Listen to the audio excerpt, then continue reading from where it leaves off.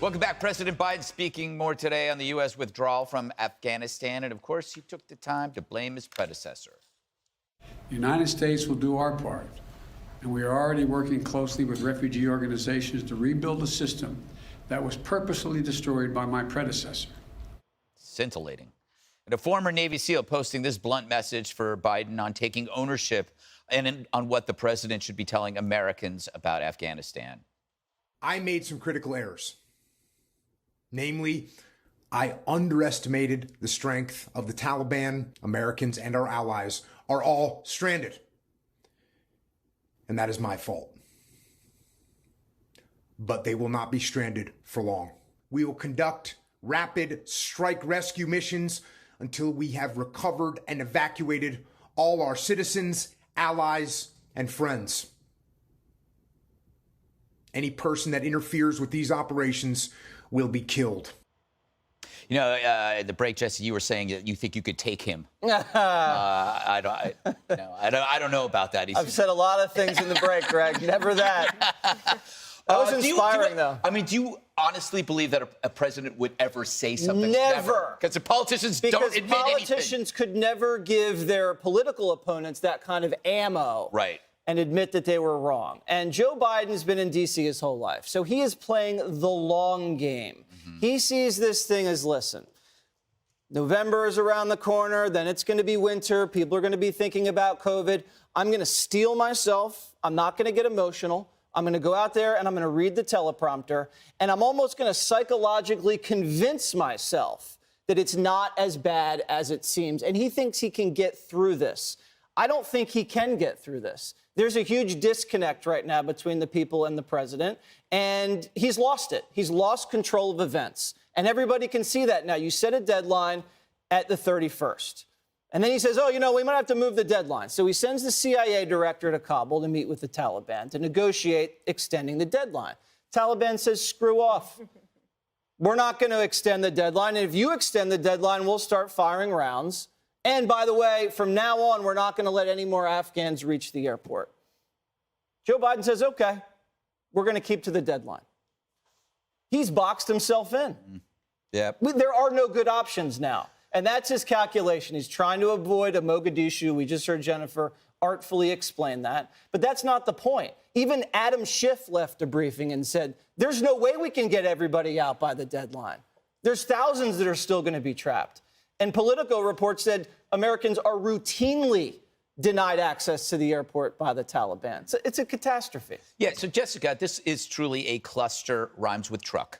However, I want to steel man Joe Biden to you, and you tell me if there's an answer to this. Everyone seems to have the right answer to this problem, except for the administration.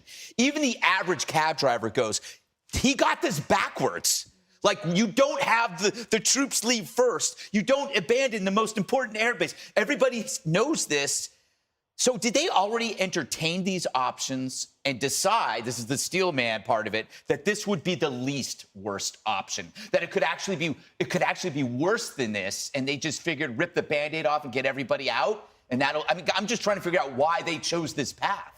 I hope that's what happened. And we have seen a number of people from the Obama administration, even carries over to the Biden administration, who have said that they're really unhappy with what's going on. You have veterans on both sides of the aisle. I mean, if you watch, like, Seth Moulton, for instance, did an interview where he's apoplectic about what's going on and the work that he and the people he commanded put in to end up in this place. Now, I obviously haven't been in any of these rooms, but maybe this is the least bad option.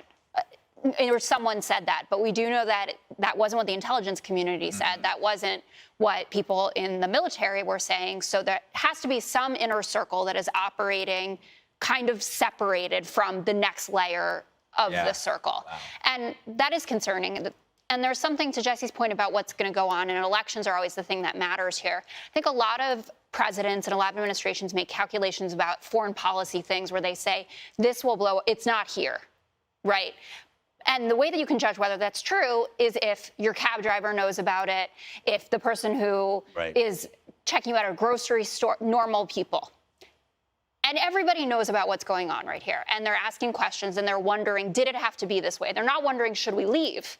They're wondering, did it have to be this way? Exactly. And that's the kind of thing that can stick to you over time. It's as though Dagan, he snatched defeat from the jaws of victory. Even in, I mean, it wouldn't be, we could have left and redefined the mission, which is, you know, which is what Jennifer was talking about, which is what makes total sense.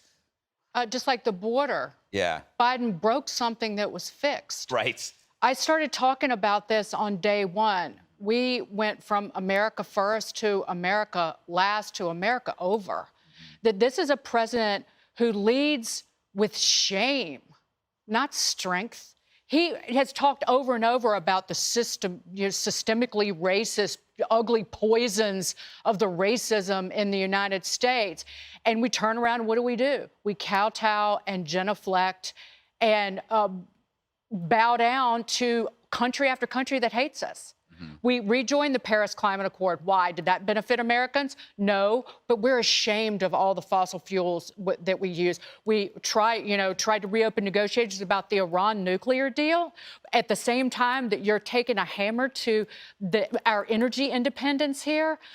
And then we've sat back and allowed countries like China to vomit the woke left-wing pablum of the media and these liberals back in our face. Tony Blinken met with in Alaska in March with a Chinese official, and he was lecturing America about our sins. And then Tony Blinken, the Secretary of State, then approaches the UN about having the Human Rights Council lecture us on systemic racism.